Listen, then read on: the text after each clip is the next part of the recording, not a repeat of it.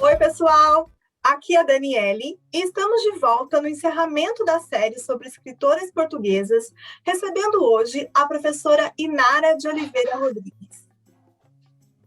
Inara é professora do Departamento de Letras e Artes na Universidade Estadual de Santa Cruz, em Ilhéus, na Bahia, onde coordena o Centro de Estudos Portugueses Hélio Simões. Professora Inara, é uma satisfação tê-la conosco no Letras na Rede. Muito obrigada. O agradecimento é meu, Daniele. Muito obrigada, eu que agradeço. Eu começo te perguntando o seguinte. A sociedade portuguesa é bastante patriarcal, religiosa, apegada a tradições. Como que a literatura escrita por mulheres reage a isso, sobretudo a partir da segunda metade do século XX? Então, Daniela, na verdade, primeiro eu queria mais agora assim, aproveitar esse espaço para dizer da minha alegria em estar aqui, porque eu sempre acho muito importante nós termos esses espaços reservados para a literatura, né? Num contexto em que a literatura vai saindo um pouco mais das escolas do que a gente gostaria, não é? Então, eu fico muito feliz de poder participar dessa iniciativa. Queria saudar aqui, né, as professoras todas nossas lá da URGS, né, a professora, especialmente a professora Regina, que foi minha querida mestra, né, enfim, com quem eu aprendi tanto. E eu não poderia também deixar de saudar minha querida e saudosa Maria Luísa Ritzel Remédios, que foi a minha querida professora, minha orientadora de mestrado, de doutorado, e foi por intermédio da Maria Luísa, que nos deixou já há algum tempo, antes do combinado, e de quem eu tenho muita saudade. E a Maria Luísa, eu faço essa homenagem aqui, foi ela que me apresentou para a literatura portuguesa, né? Em função sempre dessa... Eu vim da História, né? Eu vim da Federal do Rio Grande do Sul, formada em História.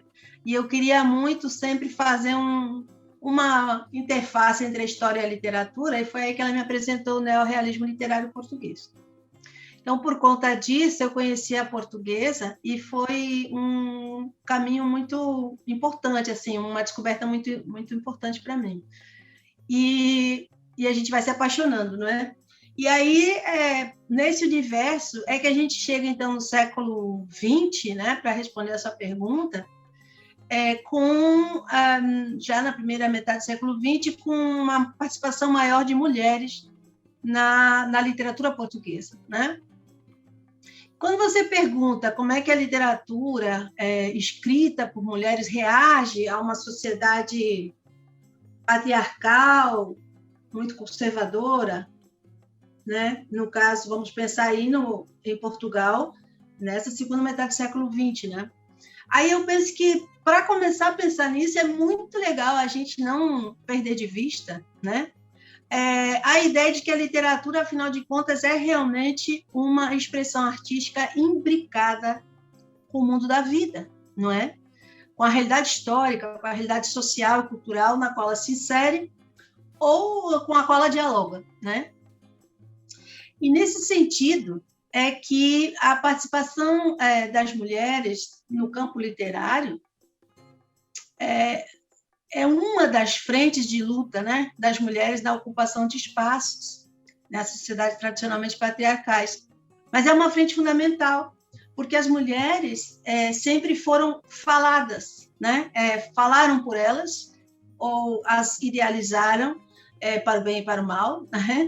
E então, é a partir do século XX que a gente vai ter mulheres articulando as suas próprias percepções de mundo por voz própria, né, na literatura. Quer dizer, as autoras passam a problematizar na literatura questões que dizem respeito não mais ao olhar masculino, ou por outra, problematizam esse olhar masculino também, não é? E é interessante pensar que uma das pioneiras do gênero, estudos de gênero lá em Portugal, a professora Isabel Alegre de Magalhães, ela escreveu em 1995 um livro chamado Sexo dos Textos, né? E aí ela faz algumas perguntas, né? duas fundamentais. Pode-se dizer que os textos têm sexo? E se os têm, o que dizem sobre a identidade das suas autoras e dos seus autores? E, entre outras respostas, né, ela afirma que, já de saída, os textos estão condicionados pela perspectiva masculina presente já no interior da língua. Quer dizer, e aí é uma reflexão que eu acho bacana a gente fazer, se a gente acredita que as palavras têm poder, porque as palavras nomeiam o mundo, né, nomeiam o que existe, ou ainda por cima, é a partir das palavras que a gente nomeia, né, as coisas, que dá existência ao que não tem nome, né? O fato de termos na nossa língua que priorizar sempre o masculino como uma norma, né, como a norma, isso vai demonstrar muito o domínio dos homens em toda essa história do que a gente já chama de Ocidente, enfim, e, obviamente, na própria história da língua portuguesa, para o que nos interessa aqui, né? Sim. Então, a gente sabe que... E aí, outra coisa que pesa nessa história toda é que, durante muito tempo, as mulheres não eram alfabetizadas. Para que alfabetizar mulheres se o que elas tinham que fazer era limpar a casa, cuidar, procriar, cuidar dos filhos, da família, né? Para que as mulheres teriam uma formação? Então, houve toda uma luta necessária, né, para que as mulheres pudessem ocupar esses espaços. E eu gosto sempre de historicizar os processos na medida, né, que a gente pode. Então, olha só, olha que interessante. A gente teve a proclamação da República em Portugal em 1910, né? Aí, no ano seguinte, 1911, a gente teve as eleições, as primeiras eleições da República Portuguesa, da recém-proclamada República Portuguesa. E não era previsto o voto para as mulheres, mas era previsto o voto dos chefes de família. E aí, uma coisa muito interessante é que uma médica e viúva, chamada Carolina Beatriz Ângelo, ela era a chefe da família dela, e ela, com essa brecha, conseguiu votar. Mas foi só ela, até onde se sabe, claro, hoje vão sendo feitos outros estudos, mas, a princípio, é isso que está, né, na crônica histórica. E depois, em 1913, já não há mais nenhuma possibilidade de participação das mulheres, né? Mas as mulheres vão continuar lutando. Em 1924, vão chegar a fazer um congresso onde uma das discussões justamente era a questão sufragista, né, o voto feminino. Sim. Mas aí a gente tem aquele problema da ditadura instalada em Portugal em 1926, né? E aí, em 28, o Salazar também entra no poder, né? Primeiro como ministro das Finanças, depois a gente vai ter o Estado Novo e a ditadura realmente do que a gente chama, né, de ditadura salazarista. Então, é claro que daí os movimentos sociais, movimentos políticos foram todos censurados, perseguidos, né? Mas algumas conquistas foram sendo gradualmente conseguidas, a luta nunca terminou, né? Inclusive, em pleno Estado Novo, em 1933, né, o regime permitiu que mulheres, olha que interessante, Daniela, mulheres solteiras podiam votar, desde que tivessem uma reconhecida idoneidade moral. Ora, né? Pense aí. Aí, finalmente, 68 é liberado o voto para todas as pessoas que soubessem ler e escrever. Já é um grande avanço, mas estavam de fora as pessoas que não tinham alfabetização, o que em Portugal ainda era uma grande realidade, principalmente, como nós já falamos, né, com as mulheres, e apenas em 1975, né, é que a gente conquistou, a gente, que eu digo que são as mulheres, né, é que as mulheres portuguesas conquistaram o direito universal de voto. Mas isso não quer dizer que elas não continuaram lutando, né? Claro que elas continuaram lutando contra as limitações impostas.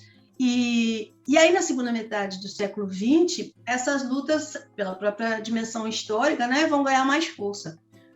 Nessa época, a gente tem que colocar na conta aí as repercussões do final da Segunda Guerra Mundial, a gente tem que colocar na conta que muitas mulheres participaram, né, foram fundamentais para a vitória das forças progressistas, né? E aí começa a se fazer um questionamento mais efetivo sobre essas diferenças entre homens e mulheres, e isso, obviamente, é variável de país para país, e aqui eu estou fazendo aquela redução didática que acaba não dando conta da complexidade, na verdade, das questões, né? Mas, em linhas muito gerais, a gente tem perspectivas do feminismo começando com mais força, ou por outra, tomando uma organicidade maior, né? A gente não pode esquecer, por exemplo, da força que foi, ou da importância da Simone de Beauvoir nesse processo todo, né? Com o existencialismo aí justamente da segunda metade do século XX em diante. A gente não pode esquecer nos anos 60, né, da pílula anticoncepcional, porque a pílula liberou o corpo feminino, né, para poder não necessariamente mais ser a mulher ser obrigada a engravidar. E junto com isso, os movimentos contra a cultura de 68, enfim, todas essas mudanças permitiram o avanço das pautas feministas, né? E essas questões, né, vão sendo debatidas e de variadas maneiras, elas vão entrar, obviamente, também na questão da literatura, né? E, assim, de uma maneira muito geral, o que a gente pode dizer é que lutar contra a repressão do corpo feminino, né, vai, de certa maneira, com doses e com feições muito variadas, vai também se unir à própria ideia de uma insubordinação do trabalho com a linguagem literária, né? E justamente nesse movimento é que a gente vai encontrar, por exemplo, um livro como o Novas Cartas Portuguesas, né? Que o programa aqui, que o Letras em Rede já apresentou há pouco tempo, este livro escrito em 72 e que é uma grande subordinação literária, não é? Trazendo toda uma discussão justamente sobre o espaço e a questão das mulheres nessa história toda, em plena ainda ditadura, né? Porque a gente sabe que a gente só vai ter realmente uma maior participação efetiva das mulheres a partir da redemocratização de Portugal com a Revolução dos Cravos. Mas, então, ainda em plenos anos 70, sofrendo muitas perseguições de várias formas, como você também já colocou no Letras em Rede, né? A gente vai ter esse livro. E uma escritora, uma autora muito importante desse período, para além das Três Marias, né, é a Natália Correia, por exemplo, que eu acho importante a gente resgatar e que foi uma das autoras que também fez parte, né, do próprio processo editorial das Novas Cartas Portuguesas, né? E aí se você me permitir, eu queria fazer a leitura de um texto dela que eu acho muito, muito legal, que é de um livro chamado Poemas, né, uma antologia de 55, e que diz assim, eu vou ler para nós, eu vou ler para nós. Diz assim: a exaltação da pele. Hoje quero com a violência da dádiva interdita, sem lírios e sem lagos, e sem gesto vago, desprendido da mão que um sonho agita. Existe a seiva, existe o instinto, e existe eu, suspensa de mundos cintilantes, pelas veias, metade fêmea, metade mar, como as sereias. Natália Correia, olha que forte, que bonito texto, magnífico. Muito interessante, não é?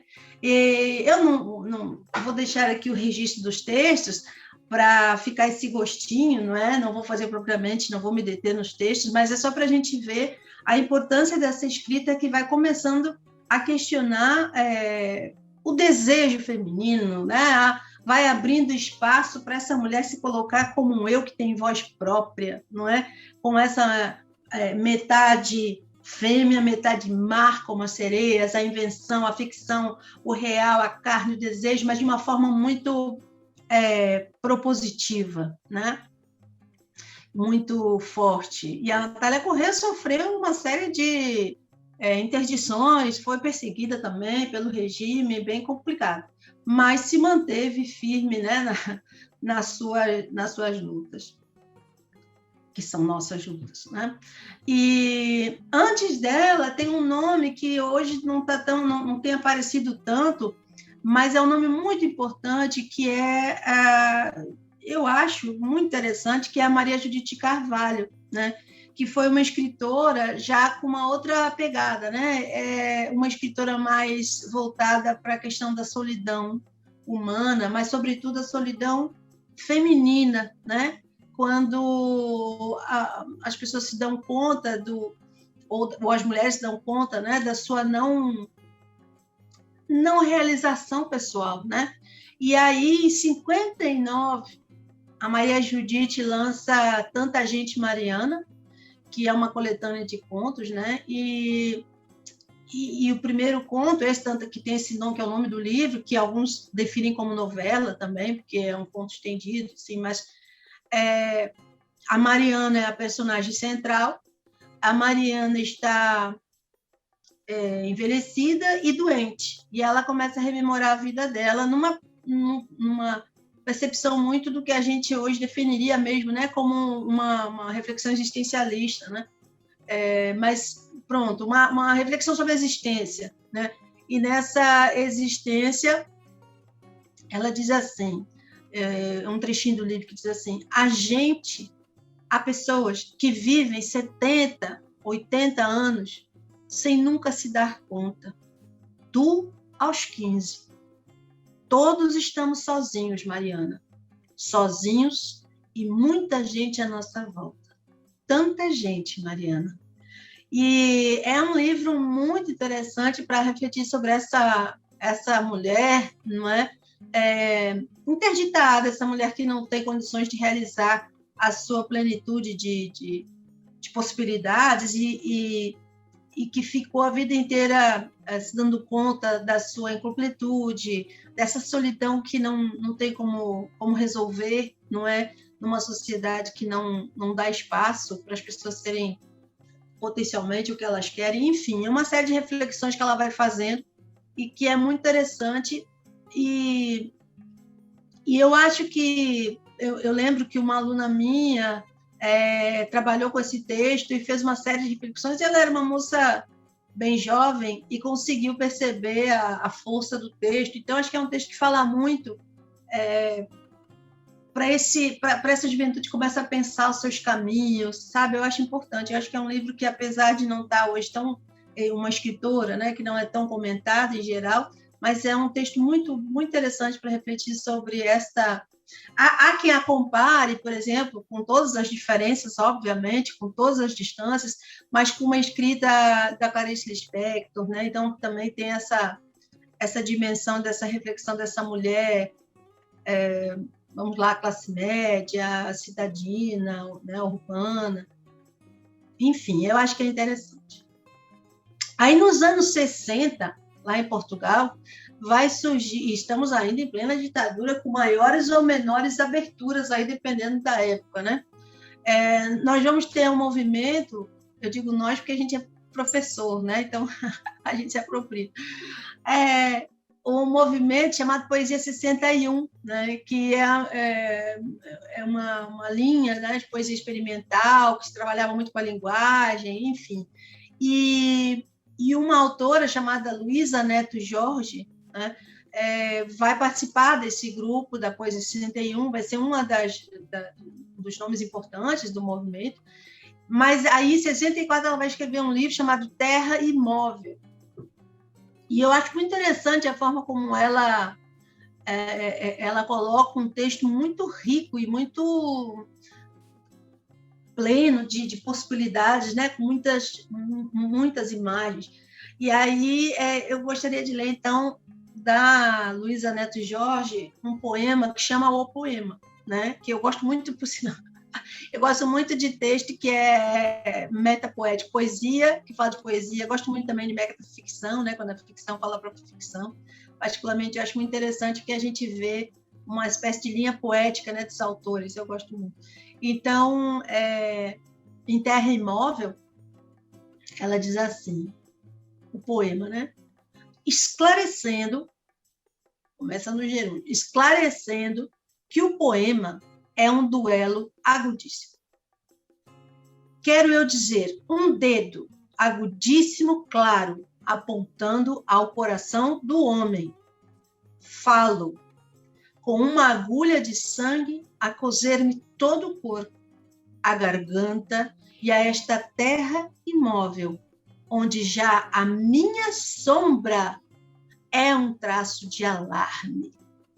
A sombra é um traço de alarme. É muito bom esse texto, é muito rico para a gente perceber todo esse trabalho da linguagem, com a questão do corpo, a expressão feminina, o dedo em riste para a questão masculina, né?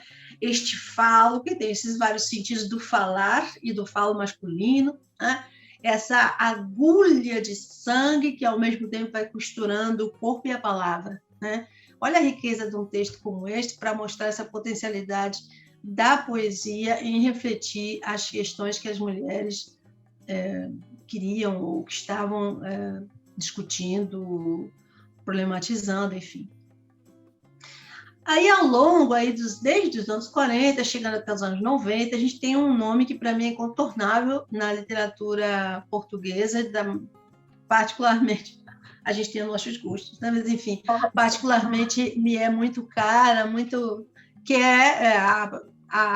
para mim, eu acho que para a torcida do Flamengo, talvez, a Sofia de Mello Brenner Andressen, né? Que é uma grande poeta. E aí, nessa poesia da Sofia, a gente tem várias ressonâncias às dimensões da vida, né? São muitos temas que ela abarca. Ela foi uma mulher que tanto discutiu e refletiu sobre a sua existência, quanto também problematizou questões do país, né? E o grande elemento que está na obra da Sofia é o mar, né? O mar com todas as implicações que ele tem, o mar que leva, o mar que traz, né? E toda essa possibilidade de a gente pensar a vida por meio dessas imagens do mar, né? E um texto dela que é entre tantos, né? Essa é uma das dificuldades da gente como professora, definir o que a gente seleciona, né, para mostrar para os nossos alunos, para nossas alunas, e o que a gente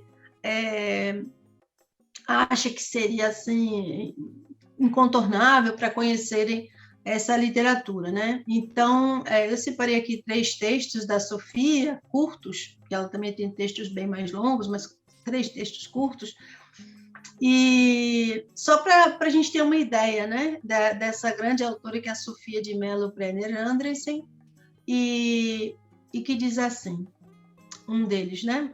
O título é Liberdade. Aqui nesta praia, onde não há nenhum vestígio de impureza, aqui onde há somente ondas tombando ininterruptamente, puro espaço e lúcida unidade, aqui o tempo apaixonadamente encontra a própria liberdade.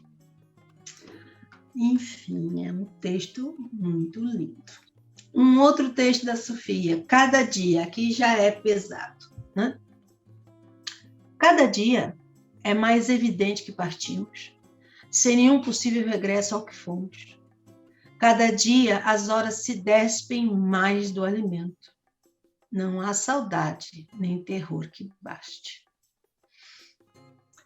É um texto bem forte e a mim bate muito nessa época que nós vivemos e que eu acho que é importante contextualizar. Estamos em plena pandemia da Covid-19, tivemos tantas mortes em função, inclusive, é bom que se diga, de um desgoverno federal que não deu a assistência que tinha que dar para o povo brasileiro. E esse último verso, não há saudade nem terror que baste, é tão forte para o tempo que a gente vive. Para o tempo que a gente vive. Mas também ela tem momentos de esperança, de renovação da esperança em relação ao seu país. E aí ela tem uma quadra, enfim, um quarteto, chamado 25 de Abril. E a gente vai falar do 25 de Abril agora em seguida. O 25 de Abril, em que ela diz o nome do poema é 25 de Abril, e começa assim: esta é a madrugada que eu esperava, o dia inicial inteiro e limpo, onde emergimos da noite e do silêncio, e livres habitamos a substância do tempo, né? O futuro se abrindo. É muito bonito também. Aí, claro, então, fazendo vamos lá, esses saltos, assim, né? Com muitos nomes que vão ficando pelo caminho aí, mas que, enfim, a gente vai pincelando alguns aqui, são muitos, né? Felizmente, são bastante nomes importantes da literatura de autoria feminina portuguesa, mas vamos pincelando alguns para dar essa ideia dessa caminhada das mulheres escritoras portuguesas. Então, ao longo, né, do século XX, que vão de diferentes maneiras falando sobre a sua questão, sobre as questões femininas, ou feministas, se quisermos, né? Depois a gente fala um pouquinho sobre isso, se você achar que dá tempo. Então, a autoria feminina conquistou cada vez mais espaço, a partir de 74, justamente, claro, porque a gente tem a redemocratização de Portugal, com a Revolução dos Cravos, né? E aí sempre é bom lembrar o que foi essa revolução, né? É que em 25 de abril de 74, a gente vai ter um levante militar de oposição ao regime salazarista. Salazar já tinha morrido em 1970, mas ainda tinha o Marcelo Caetano mantendo o sistema. E em 74, então, é que as Forças Armadas, juntamente com movimentos sociais e de luta, vão colocar fim a essa ditadura militar e vai se restabelecer a democracia em Portugal. As coisas são complicadas depois disso, tem um período aí em que se tentou uma revolução socialista, enfim, mas é um momento de muita esperança, né? É um momento enfim, do fim da censura, do fim da interdição, das pessoas poderem se expressar. E isso para a literatura é fundamental, não é? Então, a partir, obviamente, dos anos, então, do final da primeira década de 70 em diante, né, é que a gente vai ter uma participação ainda maior mesmo das mulheres, e aí a gente vai ter um número realmente grande de mulheres escrevendo, né? E aí fica difícil a gente ter que percorrer esse caminho reconhecendo todas essas vozes. Mas eu acho que são incontornáveis duas para exemplo, né, de possibilidades assim dessa vamos dizer assim, dessa escrita de autoria feminina, né? Por um lado na prosa a Lídia Jorge e por um outro lado mais dentro da poesia contemporânea, se a gente quiser, né? Não sei como, mas enfim, dessa poesia mesmo de agora, a gente poder falar pode falar ou deve falar numa Adília Lopes, né? Uhum. Então, são duas que eu pensei assim, a Lídia Jorge na prosa, a Adília na poesia, mas tem muitos nomes, né, gente? A gente acaba fazendo aí uma seleção meio em função do próprio tempo que a gente tem de abordagem, mas, enfim, são só 2 nomes entre muitos outros nomes, né? Aí a Lídia Jorge é uma grande autora, né? Até agora vimos falando de autoras já infelizmente falecidas, mas agora estamos com 2 autoras que estão aí, que estão aí produzindo, né? E aí a Lídia Jorge, não sei se dá para ver aqui direitinho, Dia dos Prodígios, dá para ver, olha a capa do meu texto aqui. Essa capa maravilhosa aqui, né? Então, Dia dos Prodígios, que é o texto que ela vai se lançar, né, na 1980. Como? É o primeiro livro dela, né? É o primeiro livro dela, 1980, e que vai justamente abordar os desencontros, digamos assim, né, com o que foi a Revolução dos Cravos entre o que acontecia na capital e como é que teve as ressonâncias no interior de Portugal, né? O quanto certas questões são mediadas por várias forças e que as coisas não são retas, né? Então, é muito interessante e ela vai fazer uma novidade, digamos assim, na própria escrita, né? Onde ela vai colocando falas que ficam recortadas entre si para a gente perceber certa simultaneidade, né, das vozes que estão diante desses acontecimentos. E aí a própria Revolução dos Cravos ganha uma dimensão fantástica lá para o interior de Portugal, e vai se costurando essa dimensão prodigiosa, né, com o que, afinal de contas, acontece, na capital e as dissonâncias disso tudo. É muito interessante. É um livro que, na época, né, foi bastante impactante e rendeu a Lídia Jorge um conhecimento e um reconhecimento que ela realmente merece. Depois, um texto que eu já trabalhei em sala de aula e é muito legal, e meus alunos sempre gostaram, é A Manta do Soldado, né? Que aqui no Brasil saiu pela Record como nome A Manta do Soldado, e que lá em Portugal foi lançado como Vale da Paixão, né? Que eu, particularmente, acho que o título brasileiro é mais legal, né? E A Manta do Soldado é apresentada pelo Luiz Rufato, né? Esse texto aqui vai ser de 2003, o meu, 2003, e conta a história de uma personagem que é protagonista, mas que não é nomeada, né? Aí eu vou ler só um trechinho aqui da escrita do Rufato sobre o texto, e ele diz assim: uma personagem sem nome protagoniza este romance, que se constrói em camadas, como se a autora, a portuguesa Lídia Jorge, nos conduzisse para dentro de uma casa sem luz elétrica, no lusco-fusco, e nos fosse dado conhecê-la pouco a pouco. No começo, tudo nebuloso, perdidos que estamos entre brumas. Mas com o passar das páginas, no entanto, nossa vista se acostuma, e aqui deciframos um móvel, ali uma paisagem, acolá personagens que vão se despertando do sono da memória, do sono da memória. E juntos, a autora e o leitor mergulhamos na noite. Na verdade, foi publicado em 98 lá em Portugal, com esse nome Vale da Paixão, e, segundo o Rufato, escrito aqui em 2003, é mais uma prova do vigor da atual literatura portuguesa. Ela ganhou prêmios por esse livro, e é uma espécie de livro de prestação de contas, diz o Rufato, da Lídia Jorge consigo mesma, com suas obsessões e com o seu país. Segundo a própria autora, é a história da ascensão e queda de uma casa rural portuguesa face a um destino sem destino. E aí vai colocar em pauta, né, o texto, o romance vai tratar da vida de uma família, com várias questões aí em função de uma filha que o pai biológico é considerado tio, porque ele não ficou com a mãe dela, e então o filho mais velho da família casa com a mãe, porque senão ia ser uma desonra, e o pai vai para o mundo, porque ele nunca aceitou o domínio do chefe da família, que é uma espécie de duplo do Salazar. Então, o romance vai se passando na década de 50, década de 60, e vai chegar até o final dos anos 90. É muito interessante que vai acompanhando com essa protagonista a própria história de Portugal, desse microcosmo que é essa casa rural portuguesa, e que vai representar justamente esse Portugal fechado, como dizia Salazar, orgulhosamente só, né?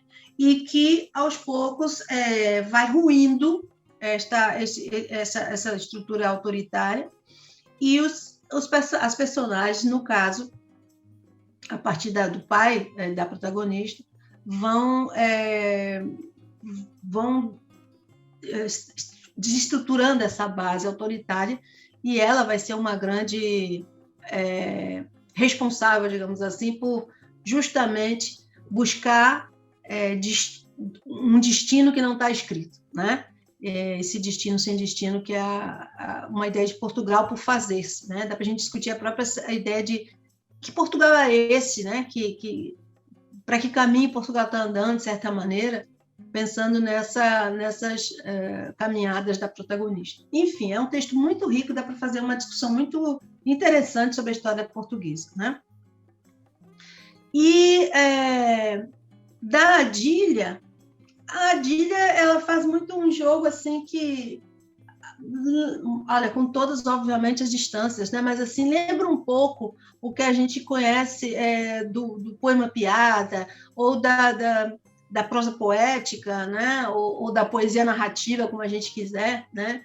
E são textos, tem textos muito interessantes para se pensar justamente também essa questão dos estereótipos femininos, né?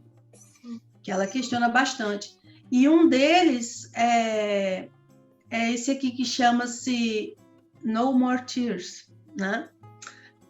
E ele diz assim, a Adília Lopes, que nascida em 60, diz assim: quantas vezes me fechei para chorar na casa de banho da casa da minha avó, lavava os olhos com shampoo e chorava. Chorava por causa do shampoo. Depois acabaram os shampoos, que faziam arder os olhos. No more tears, diz Johnson & Johnson. As mães são filhas das filhas, e as filhas são mães das mães. Uma mãe lava a cabeça da outra, e todas têm cabelos de crianças loiras. Para chorar não podemos usar mais shampoo. E eu gostava de chorar a fio, e chorava, sem um desgosto, sem uma dor, sem um lenço, sem uma lágrima, fechada a chave na casa de banho, da casa de minha avó, onde além de mim só estava eu. Também me fechava no guarda-vestidos grandes, mas um guarda-vestidos não pode se fechar por dentro. Nunca ninguém viu um vestido a chorar. É um texto também muito rico, ela faz todo esse jogo com a representação das mulheres, né? Essas imagens, né, das mulheres, das famílias felizes das mulheres, e tantos jogos de imagens aqui que renderiam uma discussão muito interessante sobre essa poesia de autoria feminina, né? Então, Daniela, assim, fazendo essa caminhada,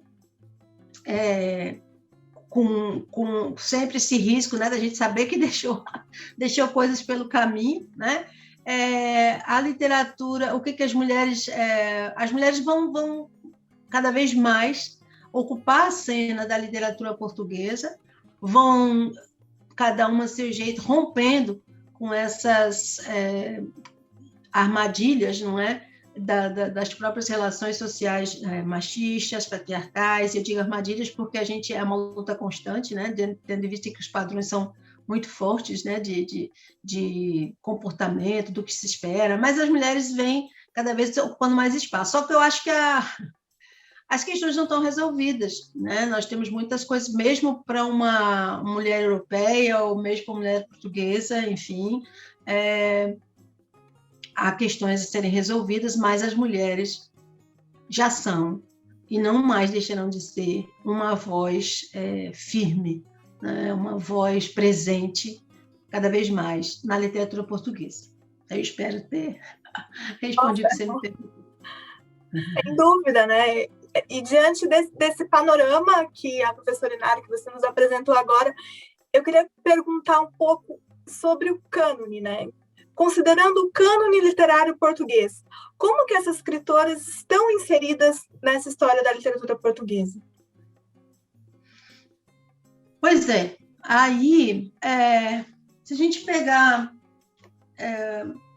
eu diria assim, de um modo geral, essas autoras, se a gente pensar no conjunto das histórias da literatura portuguesa, ainda são uma exceção à regra, porque, como se sabe, só confirma a regra, e, portanto, a regra é a hegemonia masculina na história da literatura portuguesa, né?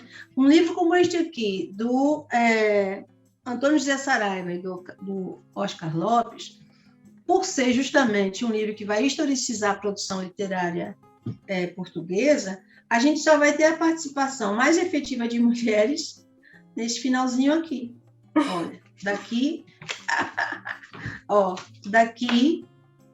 aqui em diante, nós temos uma produção significativa de mulheres portuguesas. Esta outra parte toda, a gente vai ter as raridades, muito raridades, e significa que, dentro do cânone, as mulheres ainda são, obviamente, uma exceção à regra. Agora, quando chega, então, na segunda metade do século XX, os próprios escritores, mas no caso aqui dessa segunda parte é o Oscar Lopes que vai escrever, né? Ele vai dizer: uma das feições mais notáveis do pós-guerra é o desenvolvimento da ficção de autoria feminina, fenômeno, aliás, universal, mas entre nós de extraordinário relevo histórico, social e qualitativo. E aí ele vai começar a falar de algumas importantes escritoras. Ele diz algumas só aparecem com um livro, depois deixam a cena, outras vão continuando o seu trabalho. E ele vai citar uma série já, então, bem interessante de mulheres escritoras, obviamente aqui destacando, e eu destaco, né, as Três Marias, justamente, e depois, nos anos 70 em diante, a própria Lídia Jorge, a Theolinda Gerson, enfim, mas ainda assim, a Helena Marques, contemporânea, né? Ele está falando mais da prosa, mas de uma forma geral, ainda assim, nós temos um cânone masculino. Por outro lado, autoras como a Sofia de Mello, Brenner, Andressen, as próprias, a Maria Barreno, a Horta, enfim, a Lídia Jorge, todas elas já são nomes hoje reconhecidos, né? E então, eu acho que, de certa maneira, elas já representam, vamos dizer assim, existiria um cânone da própria literatura de escrita feminina, talvez, né? E dentro das mulheres que já têm um reconhecimento maior. Mas, no conjunto, elas ainda são em muito menor número, né? E agora, claro, com o desenvolvimento do estudo de gênero cada vez mais, né? Aí a própria crítica vai tratando de recuperar os nomes das mulheres escritoras ao longo da história, vão recuperando, vão trazendo novas inscrições, né, nesse cenário. Mais escritoras estão sendo estudadas, prestigiadas, né? Mas eu não sei até que ponto a gente não pode saber que esse é um movimento muito de academia, né, das universidades. Eu não sei até que ponto, o quanto elas chegam no leitor comum, né? Então, eu acho que nesse caso ainda há muito o que se fazer. Agora, oi? Não, sim, concordei. Agora, sim, é interessante uma questão que eu acho bem bacana de pensar nessa história toda, que é o seguinte: como é que as mulheres, as próprias escritoras, se veem diante dessa inscrição que a gente está chamando uma literatura feminina de autoria, uma literatura portuguesa de autoria feminina, né? E é interessante como algumas escritoras, elas não querem estar filiadas a essa inscrição, né? Então, eu li um texto há pouco tempo agora da Maria João Cantinho, em 2016, ela escreveu um texto, ela é também poeta, escritora, e eu queria ler um pedacinho do texto que diz assim: há quase sempre um sobressalto quando nos referimos à questão do feminino, tomado enquanto conceito associado à literatura. Quer dizer, a gente está pensando em cânone, né? Como é que fica essa questão do cânone e as mulheres, e, ao mesmo tempo, como é que as próprias mulheres estão enxergando essa inscrição delas na literatura como autoria feminina. A ideia, volto para o texto da Maria João Cantinho, a ideia de que a esta possa ser colado o rótulo de feminismo, ficando presa a ele, bem como uma outra imagem que ainda para alguns escritores é mais perniciosa, a de que se encontra a sua escrita especificamente ligada ao universo feminino, são as razões mais frequentes que fazem com que as próprias escritoras reajam de forma negativa sempre que, de uma ou outra forma, são confrontadas com essa problemática. Ou porque não querem ser conotadas com uma dimensão feminista, em que não se reconhecem, ou que consideram algo anacrônica, ou, por outro lado, por recusarem a ideia de um paradigma que consideram de mau gosto e que seria a escrita de mulheres como uma suposta, perceber essa escrita como uma suposta minoridade. E aí é interessante que, em outubro do ano passado, eu assisti o 5º Colóquio de Literatura e Gênero pela internet, estávamos, como agora, vivendo a questão pandêmica, então era pela internet, e uma das convidadas era a escritora Theolinda Gerson. E aí, agora, outubro de 2020, e perguntaram justamente para ela como é que ela via a escrita dela, se poderia ser considerada uma escrita feminista. E ela disse, a resposta foi essa, claro que eu não estou sendo literal, mas a resposta é essa, ela não queria, ela não gostaria que a escrita dela tivesse qualquer rótulo. A mim chama atenção, não é? Porque, para nós, o feminismo, se a gente pensar, por exemplo, né, na luta das mulheres negras hoje, né, em função do feminismo negro, desses espaços, né, o quanto está se escrevendo justamente sobre as questões feministas, as mulheres dizerem que não querem assumir esse feminismo, não é, para não se sentirem rotuladas, a mim me causa impressão, me chama atenção, né? Mesmo sendo mulheres brancas, europeias, penso que ainda tem muito que se conquistar, né?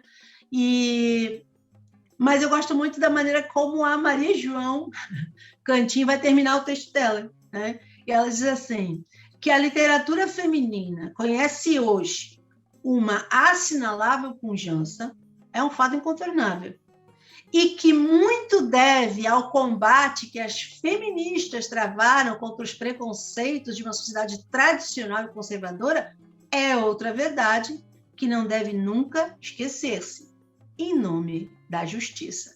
Eu acho isso bem importante, porque, sim, foi a luta feminista que fez com que hoje nós tivéssemos e temos tantas importantes mulheres na literatura, importantes mulheres fazendo essa participação fundamental, né, na escrita literária. Enfim, é muito importante e essa luta é uma luta que ainda está longe de ser virado o jogo, né? Sim, sem dúvida, Inara, você toca numa questão que ainda está aberta, né? Que ainda precisa ser discutida, colocada em pauta, mesmo com tantas conquistas que já foram, estão aí, chanceladas, né?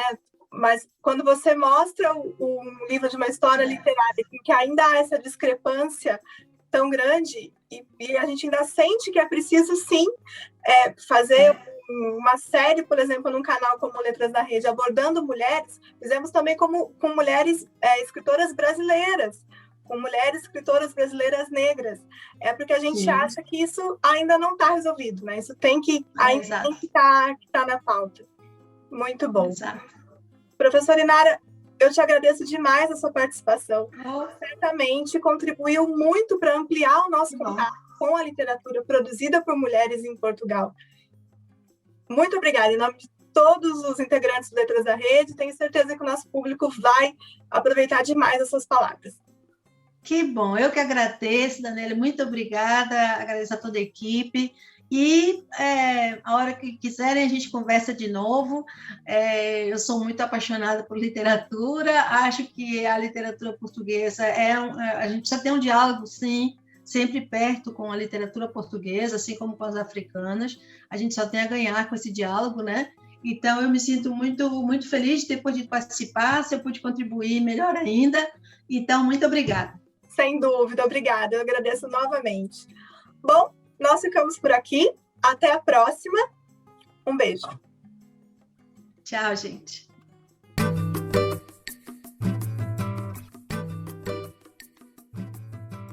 Ficou com alguma dúvida? Você pode deixar suas perguntas aqui nos comentários deste vídeo ou interagir com a gente nas nossas redes sociais. Todas as terças e sextas trazemos novos conteúdos para você. Quer ficar por dentro de tudo?